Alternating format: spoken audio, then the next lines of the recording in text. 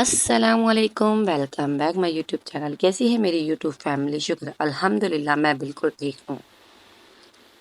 और आप सब लोगों को ईद मुबारक। ईद की बहुत ढेरों सारी खुशियाँ मुबारक। और ईद उल अज़हा की ये चांद रात है और जब मैं आप लोगों के साथ व्लॉग शेयर कर रही हूँ क्योंकि ईद का चौथा दिन है। और ये है कि मैं आप लोगों के साथ इसलिए लेट शेयर कर रही हूँ क्योंकि बहुत ज़्यादा मसरूफियात थी जो कि मैं आप लोगों के साथ इसी व्लॉग में शेयर करूँगी कि मेरी ईद कैसी गुजरी। और आप लोग सब भी कमेंट्स करके बताइएगा आप लोगों की ईद कैसी गुजरी।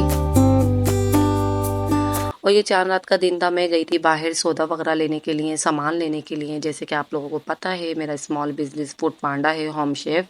तो मुझे कुछ सामान लेना था, वो लेने के लिए गई थी। तो मैं बाहर के नज़ारे करते जा रही थी और गायें वगैरह जो बनी हुई थी काफ़ी सारी जगहों पे जो कि ईद वाले दिन ये सारी कुर्बान हो जानी है। तो काफ़ी रौनक लगी हुई थी, कहीं पर गाय बकरे काफ़ी माशाल्लाह से रौनक लगी हुई थी इस चीज़ की।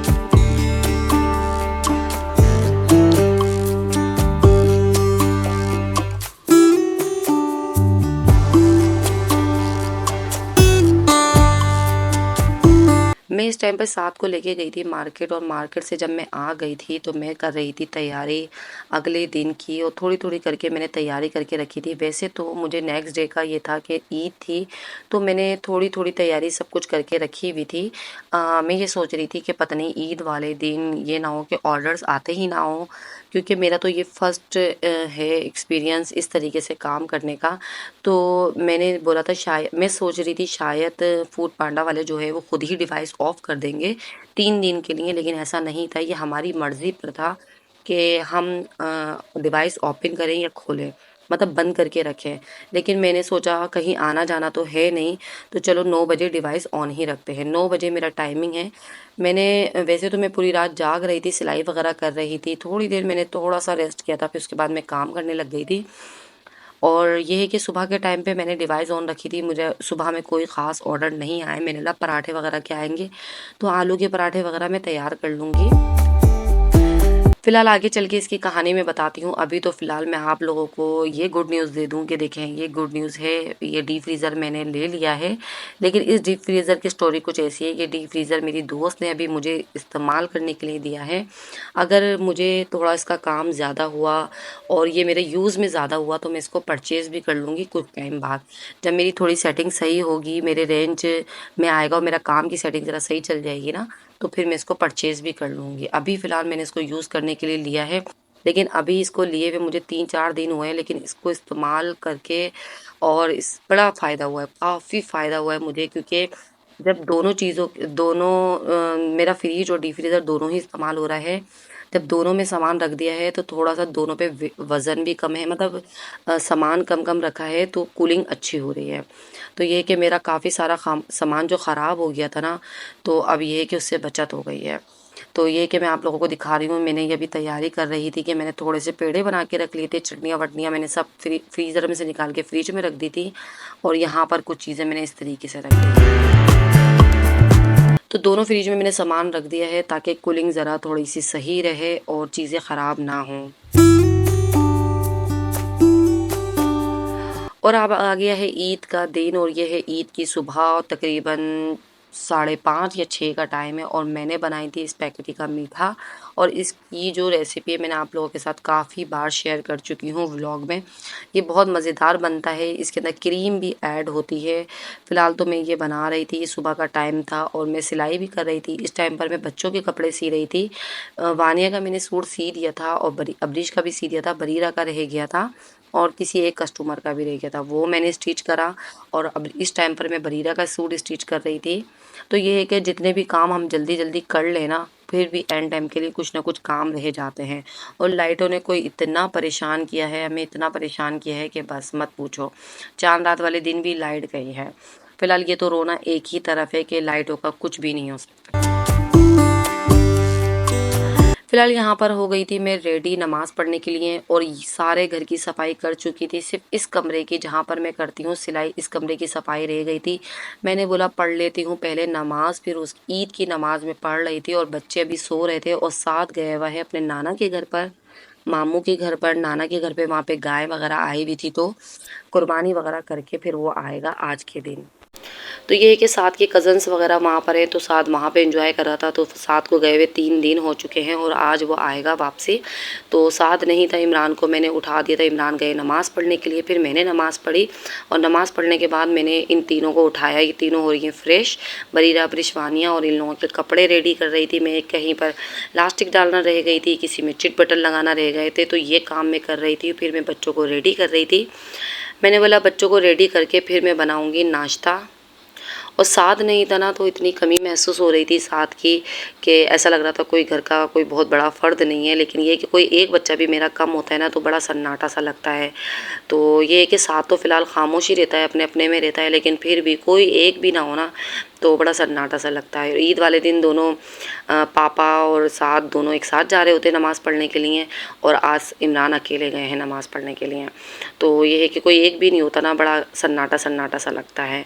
फ़िलहाल आज रात में साथ आ जाएंगे, और मैं एक एक सबको कपड़े चेंज करवा दिए थे, और मैं एक एक करके सबको तैयार कर रही थी। अबरीश को पहले तैयार करूँगी, फिर बरीरा को। फ़िलहाल आज जाना तो हमें कहीं नहीं था, लेकिन फिर भी बच्चों को तैयार व्यार तो करना होता है, क्योंकि दोस्तों वोस्तों के साथ जाती हैं, मिलने जाती हैं, और बाहर थोड़ा इमरान राउंड घुमा के लेकर आएंगे, गाय वाय कट रही होगी दिखा के लेकर आएंगे। तो ये है कि बस कहीं रिश्तेदारों में तो नहीं जाना, बस बाहर वगैरह घूम कर आ जाएंगे बच्चे।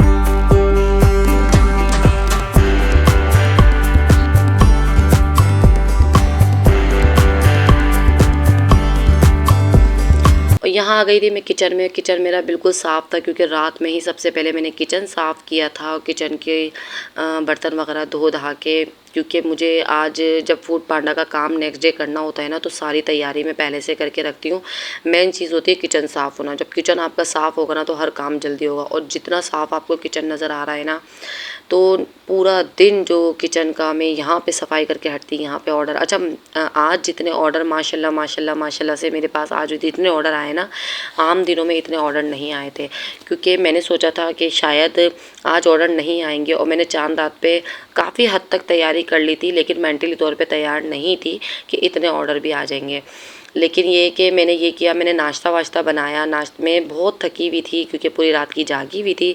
एक दिल कह रहा था कि ऑर्डर आ भी जाए, और एक दिल कह रहा था कि अभी ना आए, क्योंकि मैं बहुत ज़्यादा थक गई हूँ, क्योंकि मैं आराम करना चाहती थी। और यही हुआ कि मैं नाश्ता वाश्ता करके मैं सो गई थी, और 2 बजे करीब डिवाइस बजी है, और 2 बजे मेरा ऑर्डर आया है चिकन कढ़ाई का। तो मैंने चिकन बॉयल करके रख दी थी, हाफ़ डन करके रख दी थी, प्याज पीस के रख दी थी, क्रीम दही सब कुछ रेडी था। मैं जल्दी से उठी, कढ़ाई मैंने रेडी करी। तकरीबन 8 से 9 मिनट लगे मुझे कढ़ाई रेडी करने में, और फिर वो जो राइडर होते हैं वो आ गए थे, फिर मैंने उनको डिस्पैच कर दी। फ़िलहाल मैंने ये करके किचन समेट ही रही थी। फिर दूसरा ऑर्डर आया माशाल्लाह से बर्गर का। अच्छा, एक आज मेरे साथ मसला भी हो गया। एक बन कबाब, शामी बन कबाब का ऑर्डर आया, मैंने रेडी करा। जैसे ही मैं रेडी करके नीचे लेके गई हूँ, फूड पांडा वाले जो राइडर होते हैं ना, वो मेरी ही बिल्कुल लोकेशन पे मेरे ही गेट के आगे खड़े हुए थे। जैसे ही मैं अंकल के पास पहुँचती हूँ, तो अंकल मेरी ऑर्डर को कैंसिल करके आगे निकल जाते हैं। मैं आवाज़ें देती हूँ। अच्छा, मोबाइल मेरा ऊपर था, डिवाइस मेरी ऊपर थी, मैं सिर्फ ऑर्डर लेके नीचे चली गई थी। मैं जब अंकल को आवाज़ लगाती हूँ, अंकल अंकल मैं आ गई हूँ, आप मुझसे ऑर्डर ले लें, मैं समझी थी कि वो ये ना, मेरे ख्याल से घर ढूंढते ढूंढते इधर उधर हो गए हैं।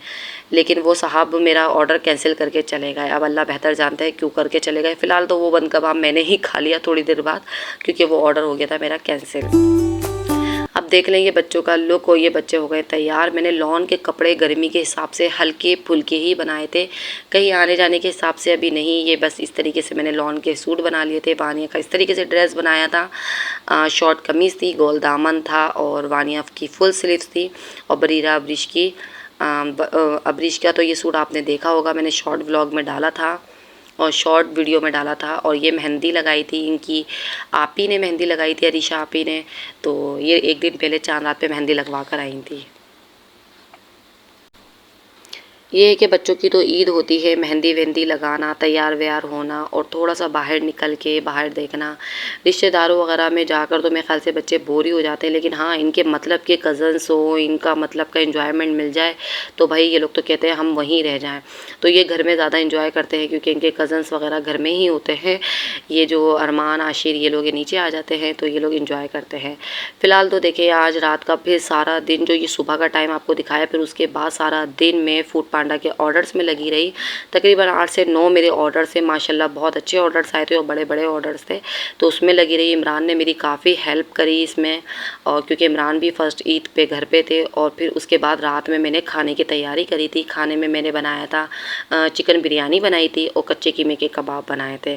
फ़िलहाल आज का व्लॉग मेरा यही था। आप लोगों को पसंद आए तो सब्सक्राइब करिएगा, लाइक करिएगा। फिर से मेरी तरफ से ईद उल अज़हा मुबारक हो सबको, और लाइक करना बिल्कुल भी नहीं भूलिएगा, और कमेंट्स करके बताइएगा व्लॉग कैसा लगा। अपना ख्याल रखिएगा। अल्लाह हाफिज़।